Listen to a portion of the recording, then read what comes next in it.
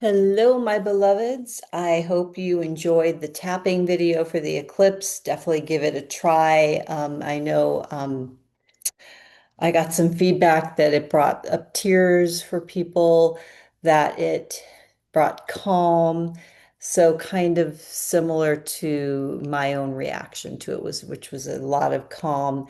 Um, anyways.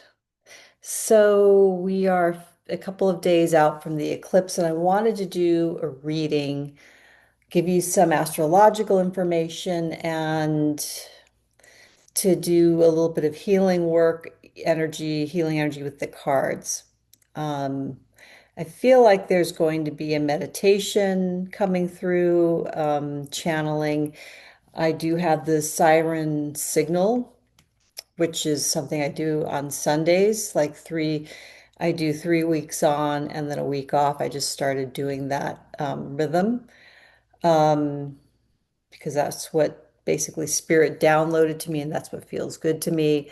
Um, so I have a feeling that particular siren signal is going to be directly connected to that energy of the eclipse because it does come out on Sunday, and that will be probably the meditation portion of this. But um, so we have this new moon solar eclipse in Virgo on Sunday, the 21st of September, in the United States, well, at least in the Pacific time zone. I think it starts around, it seems kind of like a long one. I think 2 or 3 in the afternoon Pacific time. I wrote it down, and of course, I don't have it in my notes here. So, um,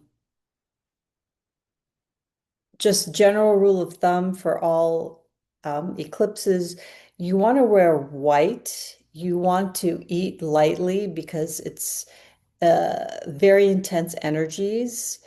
It can be quite difficult on the body. So, yeah, doing the tapping, drinking a lot of water, abstain from alcohol, recreational drugs. You want to have your aura as pure as possible and clear. Um, I do plant medicines. I love plant medicines. I am actually doing a cacao ceremony on this eclipse, and it's going to be a much more gentle version of the cacao that I usually make. I usually make it very strong. I'm going to make it very more of uh that allowing that body connection. So it's even going to be, I would say, more like a tea ceremony than a cacao ceremony. Because again, your body's already going through a lot of purging and cleansing and trying to process these energies of the eclipse. And we don't want to layer on more stuff, especially stuff that's going to aggravate the liver, right? Because the liver is, that's the great detoxifier of the body. And I know from my own experience, usually during eclipses, I get what I now understand to be like a pitta liver sort of thing where I throw up a lot of bile because my liver just cannot handle any of the toxicity. Um, and that's just without even taking substances. So what I'm curious to see is how can I move through this eclipse with my liver happier and more in harmony, and not so that if you've got an imbalance of pitta, I believe that's the fire element, so it's too much heat. Um, So anyways, everybody's body and mind and soul will, just reflect different things. But, if you look at a lot of very wise ancient traditions with thousands of years of experience, like Ayurvedic wisdom, Chinese medicine, and many even native cultures, you don't want to be hanging around outside in an eclipse. So, like, while the eclipse is actually happening during those hours, you probably would be better off staying indoors. being in a meditative state, like we're going to be doing in our ceremony. I'm going to be leading them through lots of meditations and a lot of protective, how to like protect your energy from this kind of celestial overload, and how to, really channel that energy. So that's what I think the cards are going to be helping us with. And then, like I said, I'm going to talk a little about the astrology insights. Um, it's going to be a very, oh my gosh, hi. The little hummingbirds are coming to the window and saying hello to us. Hummingbird energy and medicine has been around me a lot the past like year and a half. Um, Curious to see who else is getting that. I also have been seeing a lot of bats. Um, so I think that's kind of fun. But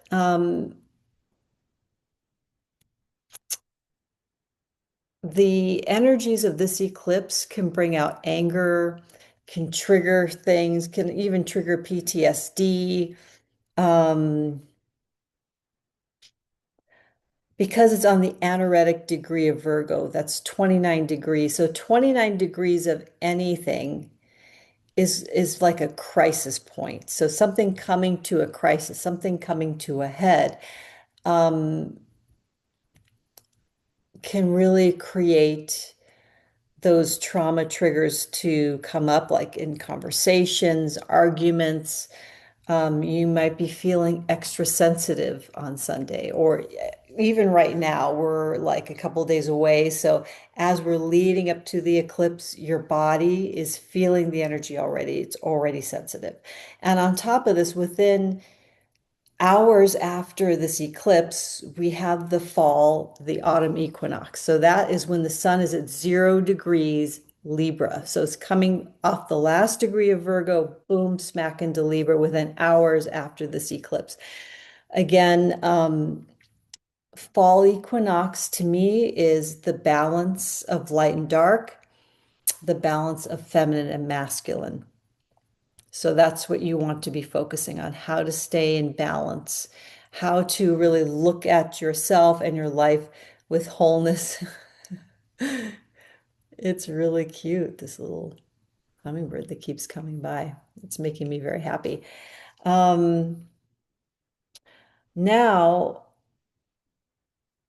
also remember that, we have the nodes of the moon. So during the eclipses, those nodes are really activated. So we're having the activation of the south node in Virgo. The north node is in Pisces right now. So the south node is about letting go. So this could be about letting go of a job, letting go of maybe bad health habits, going back to the health thing, letting go of an over perfectionism that keeps you from actually getting things done or accomplishing things or even getting started doing something. That can be a problem with the South Node in Virgo. Um, it's also a really good time to focus on health. So some of us may be having some health related crises around this eclipse, and also around the last eclipse was September 7th. We had a full moon lunar eclipse in Pisces. So the Pisces Virgo axis is about primarily immunity, our immune system. So this, I think this is interesting, so um take care of your immune system, do what you need to do that keeps your immune system strong. Maybe it's vitamin C, maybe it's getting a lot of extra rest, drinking really good pure water, like just um anyways, this is a really good day to be in contemplation and meditation. And again, this is not about, being in fear around, oh shit, what's going to happen because my health or my work or something's going to happen. It's also pets. This is also the region of pets as well. So watching the health of your pets, like taking extra care of you first, obviously, and then your children, your loved ones, your beloved pets. Um, we also can say that the 29th degree of any sign, well, it probably between the 28th degree of any sign up to the second degree of any sign. So that'd be 28 degrees, 29 degrees, 0 degrees, 1 degree, and 2 degrees around that. These are often considered kind of global trigger points. So we know that this particular eclipse is probably going to be affecting the collective, the world, globally. So, global health crisis, also finances. In particular, it looks like the euro and the dollar are going to be activated by this eclipse. So there may be some pressure in those currencies, fiat currencies in particular. I don't um I'm getting some people messaging me right now, so I got derailed. Um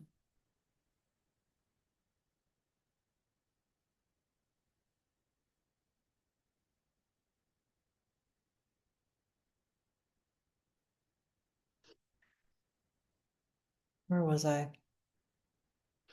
Um okay. Apparently, I have a hard time when people are messaging me. I'm unfortunately not figured out.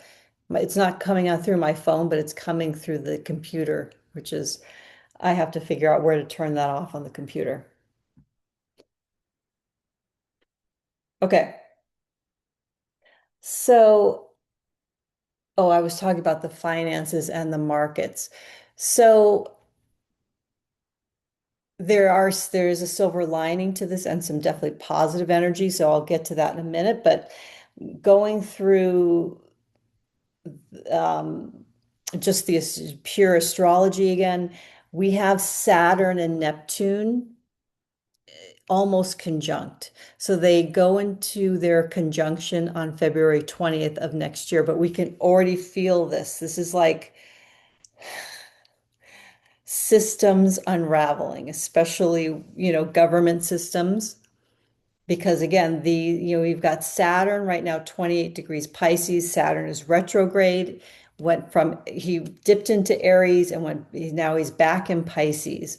So there's definitely like stuff coming up around the structures of, on a personal level, the structure of your life, the structure of your work, your finances. You need to like revision or revisit something and make some improvements to systems, foundation, especially around money, work,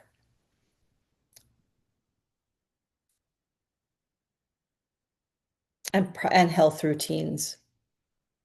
Because Saturn in Pisces, again, is about blood, immunity. Um, yeah, you want to make sure that you're being clean right now as far as doing things for your body that keep your immune system strong. So this looks to be something that's going to be lasting between now and into February and beyond, probably to March, April of next year. And that's also really on a global level. So again, would there be another pandemic? Would there be another something that happens? We don't know, but it's Pisces and Virgo axis is immunity, whereas let's say Pisces is more about the blood and the lymph, right? Because it's a water sign and movement. Virgo in particular is about the gut. So really taking care of gut health. Your digestive gut biome, taking probiotics, all of the things because immunity definitely is in the gut as well. So, um, Neptune is still in Aries, but just at the 0 degree of Aries. So Neptune is going to retrograde back into Pisces as well, I believe.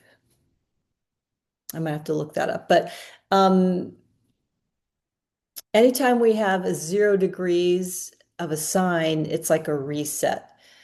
So again, um, Neptune is really wanting us to come back to really look at the power of our dreams, the power of the higher levels of love, which is more about unconditional love, agape kind of love, um,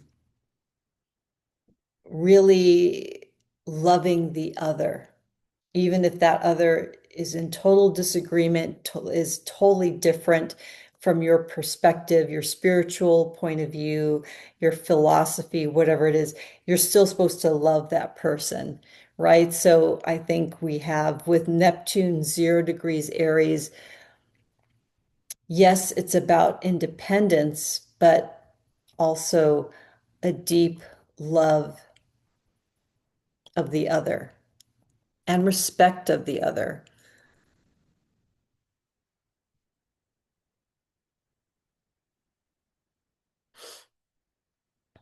And Aries is a lot about leadership. So, how are you leading in this revolution of love, right? Okay, so anyway, Saturn and Neptune almost conjunct are opposing this eclipse. So, there you have some conflict between the structures, the like the structures melting down, the government structures melting down, the financial structures melting down. This is not just personal, this is absolutely a global movement, and we're seeing it now. We see it in Nepal, we see it in the UK. There's a lot going on around the world, not just the United States, where um, these government systems are being dismantled so they can be rebuilt. And what's so interesting is also this talk about the silver lining of this eclipse. There is a trine happening at the same time between Pluto and Aquarius and Uranus and Gemini. So we might actually see like the crypto and digital currencies actually gaining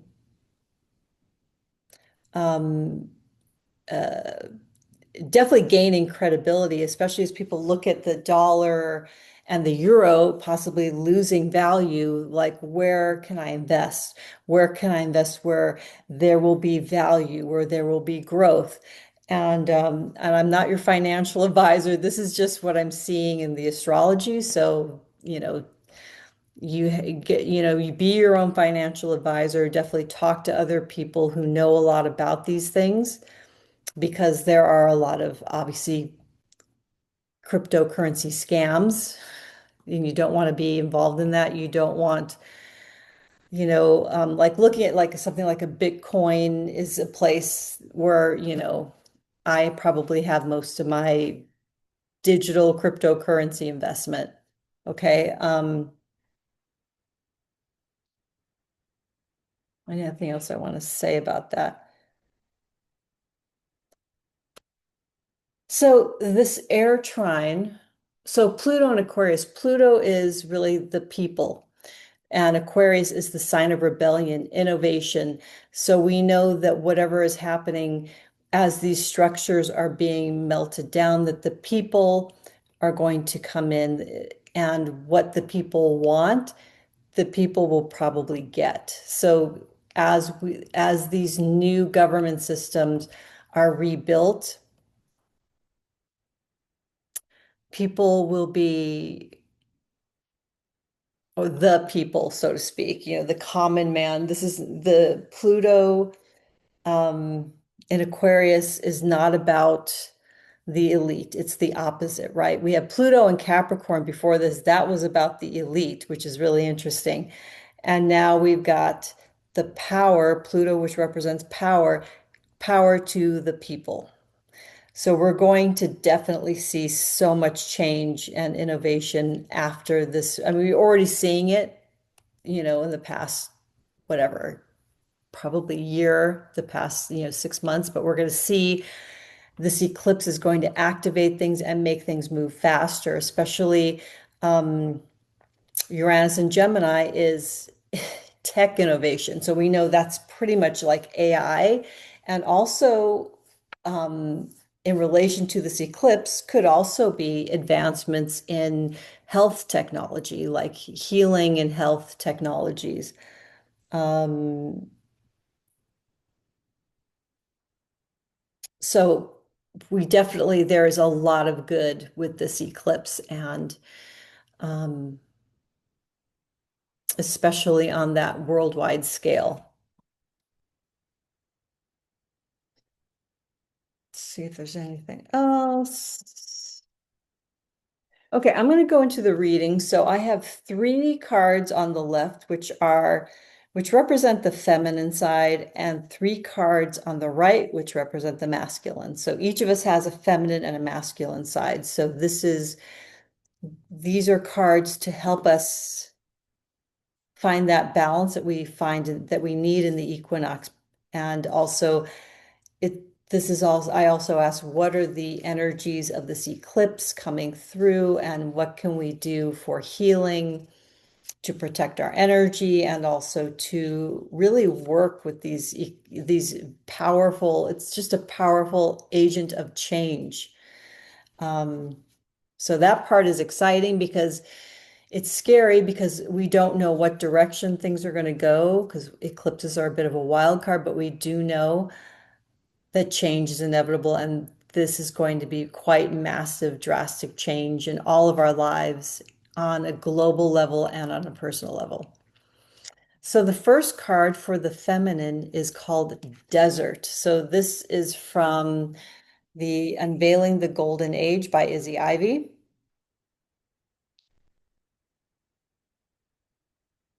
And look at this beautiful card. It's interesting because I was just in Sedona, Arizona, and Deming, New Mexico, and there's a lot of desert that I drove through. So this is really about,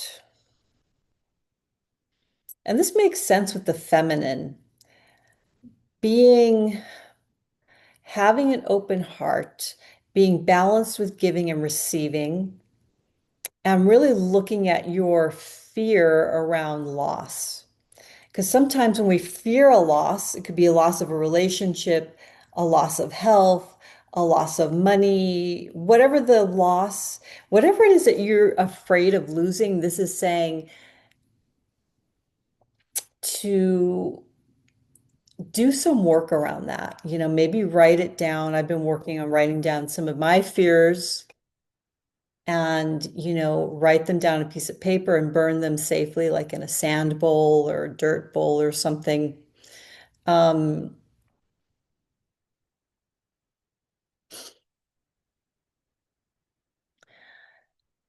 you want to stay in balance between giving and receiving. And also you want to, accept that it's part of the human condition to have fears. That's like a totally natural, normal thing. It's not something to be embarrassed about or to beat ourselves up over. But maybe these are fears that you're not quite aware of, or they've been pushed down in your subconscious because you're afraid of letting them come to the surface. You're afraid to really look at them. So whatever fears that you have, and maybe this is from past, really look at them so that way you can have more openness around giving and receiving. So you can have more openness around even just releasing that illusion of control. Like if I don't talk about this fear, if I don't deal with this fear, then it's not going to happen, right? Because sometimes our fears what do come to pass. I can verify that one. I'm sure you can too. But we can't live life like that. We can't live life trying to like, okay, just I'm going to prevent all these bad things that I'm afraid of from happening. or a bad thing or a negative thing or a scary thing. And sometimes it's literally just the fear of change, that fear of uncertainty. So do some release work around that. That's on the feminine side. Um, Also, we have this beautiful card, the Lights Collect. So this is the world. This is a major arcana. And this is the last card in the tarot, the highest level of the major arcana. And it's really about completion. And I think it's interesting. We're talking about this 29th degree, the anaretic degree is symbolizes something that is affecting us on a global level. Like there is definitely something happening in the world that as obviously many of us are feminine in feminine bodies, but that doesn't matter. The masculine also holds the feminine energy. So the feminine energy is ready to birth something new into the world. The feminine's like it's time for new structures that are more fair, that do protect and maybe help people feel safer, right? Um, I'm also channeling that there are also celestial beings. Now, some people might call them aliens, but I'm seeing star beings, celestial beings, angelic beings.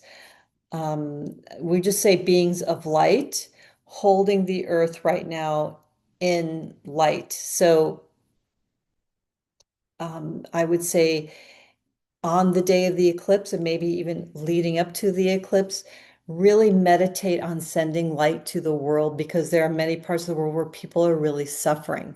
So I think this world card is telling us, yeah, as we're birthing this, we're feeling very connected to this suffering in other people in other parts of the world. And if one person's suffering, we know there's a quantum field. We know we're all connected. So um, sending love and light to yourself for your own suffering, sending love and light out into the world for anyone who is suffering right now. Um, I know there are special meditations for this, and I will find those, and I can send those out. So the last card on the feminine side is another major arcana, and it's tickled by the spirit, the muse. This is actually the Fool card in the traditional tarot. And I just love this. Again, I feel like this is our own, each of us has our own personal angelic team, celestial team. I feel like there are so many beings here, even in this present energetic transmission. I feel like they're making themselves known. I was interested looking at this behind me, and it looks very similar to this part of the card. Look at that. Um, there is no stopping this change. There is a revolution happening, and I'm not even gonna call it's not even an evolution, it's a revolution. Something is going to be very much like, boom, here's the new start, here's the new way. And even if you look at her hands, like she's kind of like this. I feel like she's just like pushing aside the old, like it's almost like there is this, it feels kind of dramatic to me. So I don't know, you could tell me how the energy feels to you. But really, she's got one hand over her heart, one hand over her womb space. And it's also like this. It's also like, again, like activating the heart, activating the solar plexus in the womb, you know, activating your power, activating your sense of compassion, and also putting it out into the world and knowing that you can't look back anymore. You really have to look forward. Um, I think this is really interesting in the feminine side.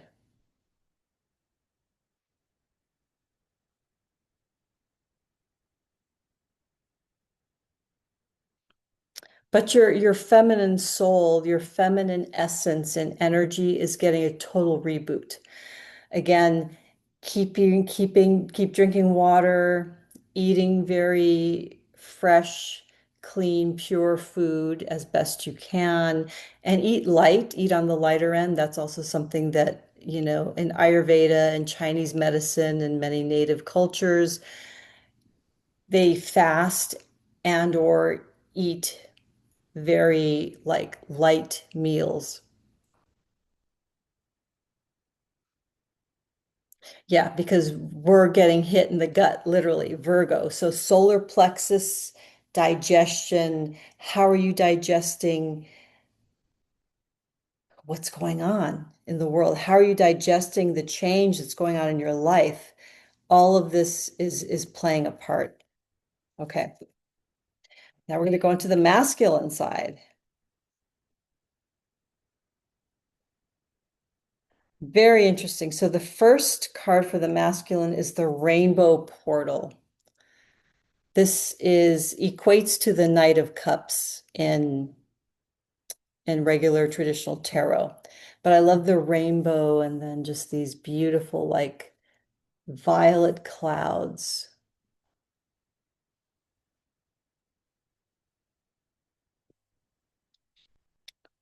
There's, I feel like what this is saying, there's a spiral of joy.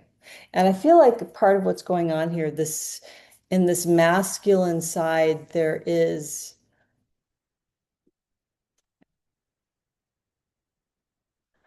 I feel like it's a desire and even perhaps a need. Excuse me, I'm burping because I'm releasing. Um,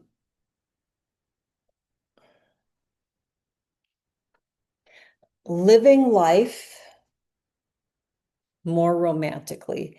Let life, like, let yourself be in love with life, is what the masculine is saying, which is to me kind of feels like a feminine sort of message. But this masculine in particular, the Knight of Cups, is the knight of the water element, right? So being in that loving, open-hearted flow in your masculine energy. So masculine energy is taking action. Masculine energy is very active and young, it's fiery, but what's so funny is we have two water element cards and one fire card here. So we have a predominance of water. And so what the masculine is saying is flow with your joy, flow from the heart in your day-to-day activities. Because I feel like with this much change and upheaval and chaos, sometimes the natural inclination of our masculine energy is like dominate, control. We've got to make this into something. We've got to do something about this. And yes, there is action, but taking action from the heart and from the flow, not from forcing and domination, right? Which is a very patriarchal masculine. We know the sacred masculine is not like this. So really tuning into the sacred masculine within you. It doesn't matter if you're in a feminine body or a masculine body, okay? The second card that the masculine energy wanted, now look at this. Look at these spirals. Look at how similar they are. This is the Priestess of Portals, which is the Queen of Cups.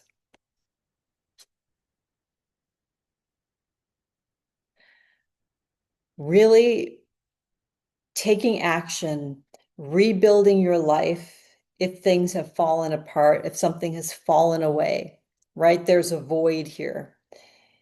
And in that void, look at this. It's a vine with a tiny little ladybug right there. To me, ladybug means luck. It means so there is luck. You're going to be lucky with something. You're going to, if you can use your intuition, work with your creativity, but especially as you really connect in with your joy, with your heart, with soul, with the divine, you're going to know exactly what to do. Sorry, the lights, the sun just kind of went behind a cloud. Um, trust your intuition, trust your psychic sense. Allow your actions, because remember, we're talking about the masculine side of the energy. Allow your actions to come directly from spirit because you are so connected. You are intimately connected. Nurturing that intuition and your psychic capacity is also through trust and faith. Because remember, the feminine side had the Fool card, so taking a leap of faith. I feel like these cards here, these the Knight of Cups and the Queen of Cups together are telling us the same thing, just in another way. I'm hearing creativity is the portal. That's the message. Part of this message, creativity is the portal. So whatever you do to be creative, it could be cooking, singing, knitting, flower arranging, whatever it is, doing creative in your day to day. And I feel like, when you're in that relaxed creative state, just stuff just downloads and you just get the answers, right?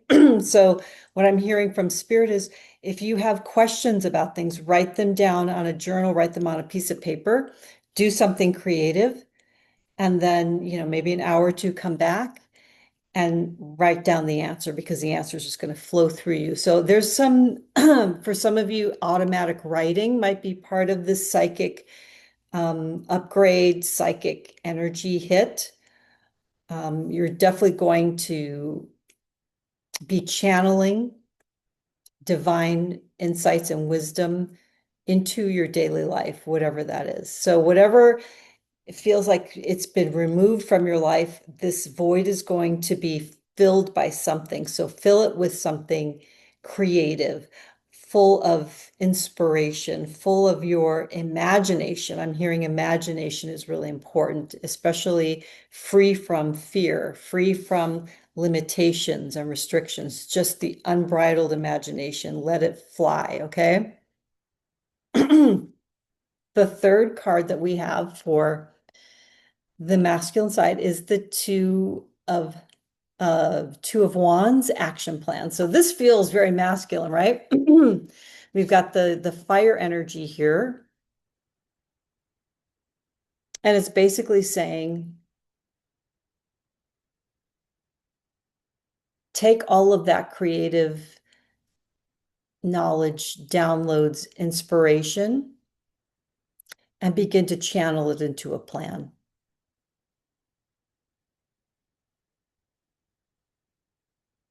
And again, it's the number two. So this could be, finding or attracting a new partner. It could be a love partner, business partner.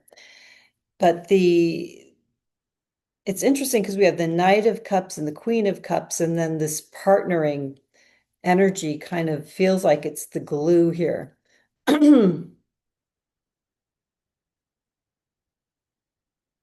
It doesn't mean that your partner needs to be of a different sex or gender.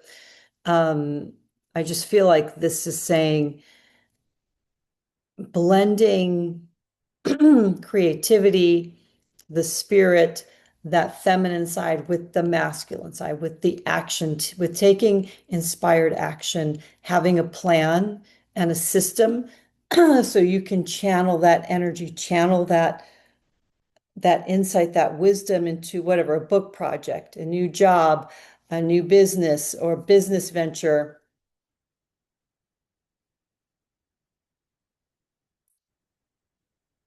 And it could literally mean a new partner coming in for you. So again, if things feel bleak, if things feel like, oh my God, I feel like I'm losing people and losing things and stuff is leaving my life, because that's what eclipses do. They take out what no longer fits, what no longer serves you. So that way there's a void there where you can invite in the right elements for you.